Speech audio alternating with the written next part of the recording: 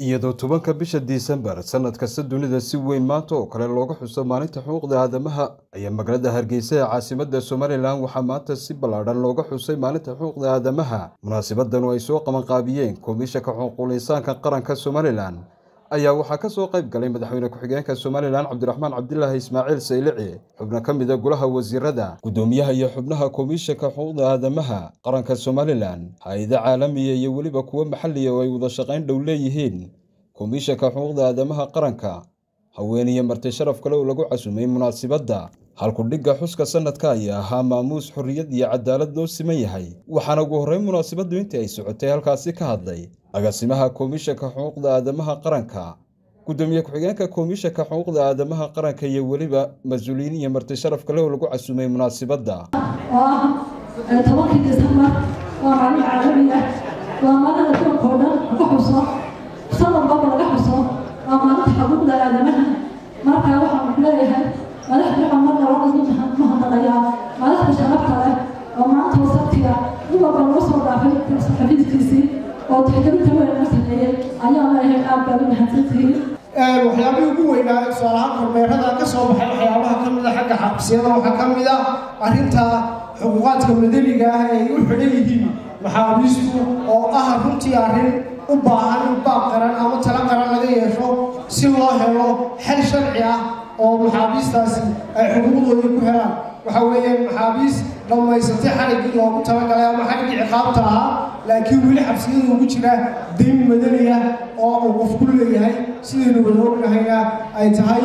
deynta in laga bixiyo ama iska bixiyaan geestooda iyaguna waxaa halkaasi ka hadlay Maxamed Baaruud Cali gudoomiyaha Komishanka Xuquuqda Aadamaha Qaranka Soomaaliland iyo xubno ka mid ah golihii wasiirada ee ka soo qayb galay munaasabadda kuwaasi oo bogaadiyay muhiimadda ay leedahay xuska maalintani Komishanka Xuquuqul Insaanka waxyaabaha ugu muhiimsan ee laga rabo waxa ka mid ah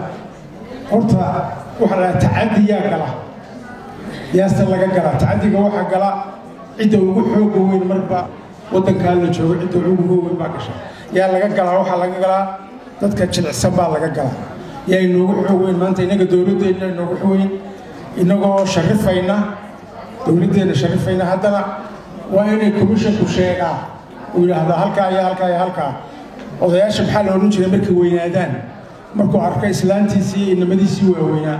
oo taladii ka qaaday oo iyagu iska tashanaya muxuu odhan jiray markaa komishanku wuxuu leeyahay reerka sidaa laga daaya markuu arko meelo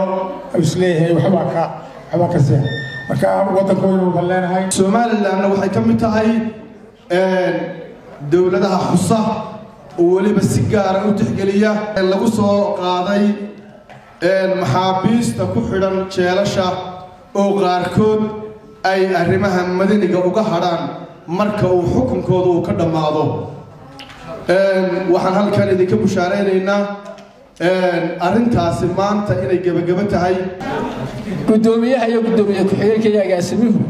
waxaan is leeyahay ilaahay baa u xulay waa dadkii ku habboonaa maanta in xilkan ay hayaan wax badanna way soo qabteen wax badanna waa u dhiman yihiin laakiin hay-aduhu way kala duwan yihiinoo qaarkoodna xilkoodu gaar buu u yahay qaarkoodna xilkoodu waa ina wada saaran yahay komishankan xilka saarani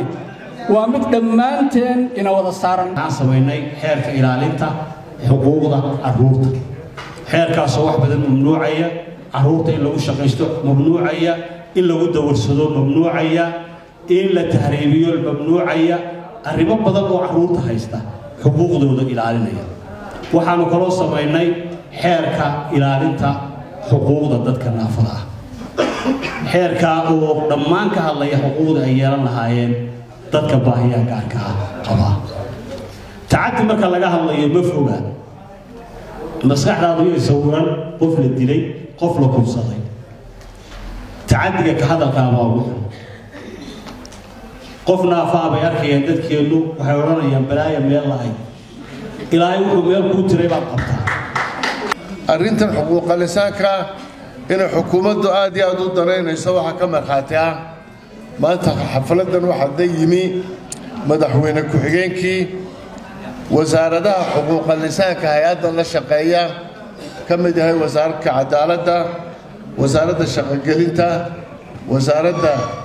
golayaasha iyo dastuurka wasaaradda arrimaha gudaha iyo ciidanka booliiska xeer ilaalinta ku-xigeenka xeer ilaaliyaha guud